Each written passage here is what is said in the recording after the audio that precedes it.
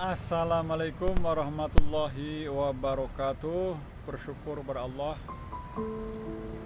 yang telah memberi berbagai macam karunia, iman, Islam, ihsan, sehat, rizki, dan banyak yang lain yang tidak bisa disebutkan satu persatu. Salam dan salawat kita sanjungkan kepada Nabi besar Muhammad Sallallahu Alaihi Wasallam. Inilah pemimpin kita yang wajib kita tiru dan kita contoh. Mudah-mudahan di hari akhir kita mendapatkan syafaatnya. Amin ya Allah ya Rabbal Alamin. Kita akan bahas tentang surat At-Taubah. Apa maknanya, rahasia-rahasianya, fungsinya, sejarahnya, peristiwanya dan sebagainya. Sehingga kita harus sering membaca surat At-Taubah, mempelajari makna-maknanya dan mengamalkan dalam kehidupan sehari-hari.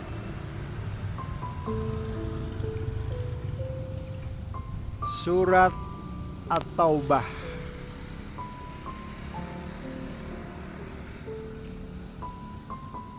terdiri atas 129 ayat,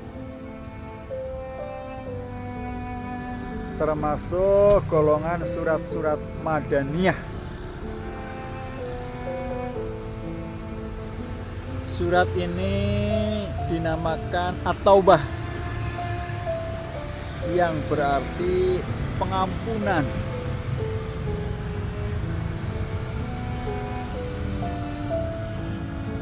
Berhubungan kata At-Taubah berulang kali disebutkan dalam surat ini. Dinamakan juga dengan barrah, yang berarti berlepas diri.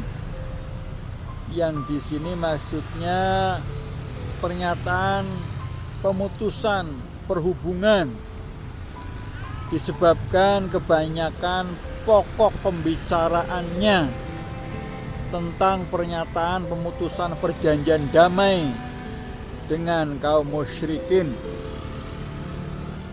Di samping kedua nama yang masyhur itu, ada lagi beberapa unsur nama yang lain yang merupakan sifat dari surat ini. Berlainan dengan surat-surat yang lain, maka pada permulaan surat ini tidak terdapat basmalah, karena surat ini adalah pernyataan perang.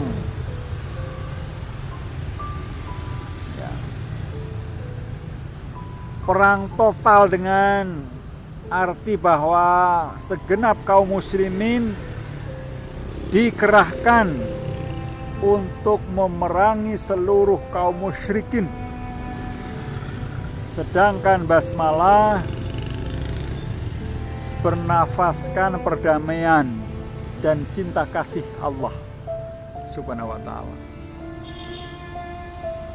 Surat ini diturunkan sesudah Nabi Muhammad Sallallahu Alaihi Wasallam kembali dari perang Tabuk yang terjadi pada tahun 9 Hijriah.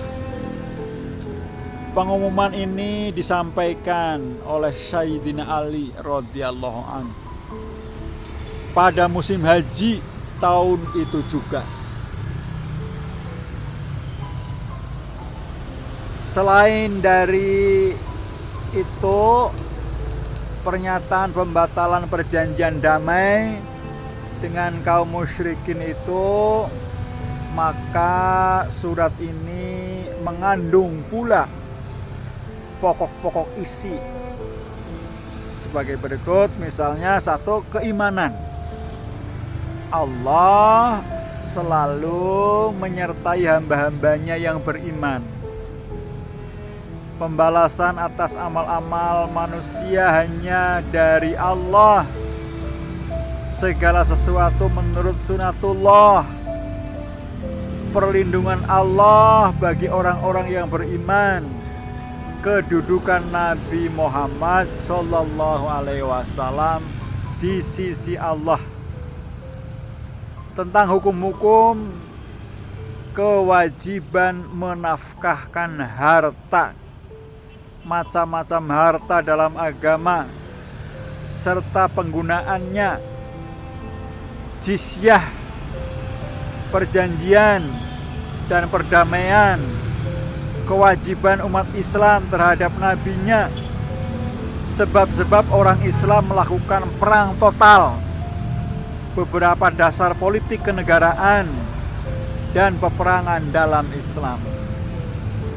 Kisah-kisah Nabi Muhammad Sallallahu Alaihi Wasallam dengan Abu Bakar radhiyallahu an di suatu gua di Bukit Sur ketika hijrah, perang Hunain, yaitu perang Autas atau perang Hawazin, perang Tabuk, dan juga sifat-sifat orang yang beriman dan tingkah serta macam-macam mereka.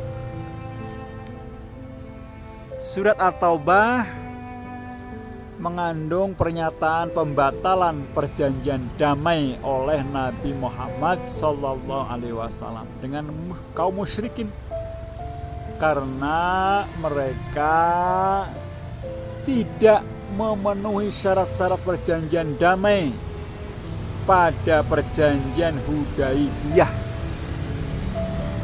Hukum kenegaraan, keadaan kaum Nabi Muhammad di waktu hijrah, dan kewajiban menafkahkan harta dan orang-orang yang berhak menerimanya. Lalu apa hubungan surat At-Taubah dengan surat Yunus?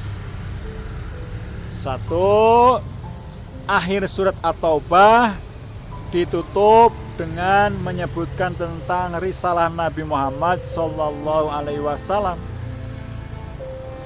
dan hal-hal yang serupa disebutkan pula dalam akhir surat Yunus. Yang kedua, surat At-Taubah menyebut keadaan orang-orang yang munafik serta menerangkan perbuatan mereka di waktu Al-Quran diturunkan. Sedang surat Yunus menerangkan sikap orang kafir terhadap Al-Quran. Itulah tentang surat At-Taubah, betapa banyak peristiwa-peristiwa yang terjadi dan banyak makna-maknanya. Maka kita harus sering membaca surat At-Taubah sehingga kita mendapatkan pahala dari Allah Subhanahu wa ta'ala. Kebenaran datangnya dari Allah Subhanahu wa ta'ala, kesalahan datangnya dari saya sendiri. Assalamualaikum warahmatullahi wabarakatuh.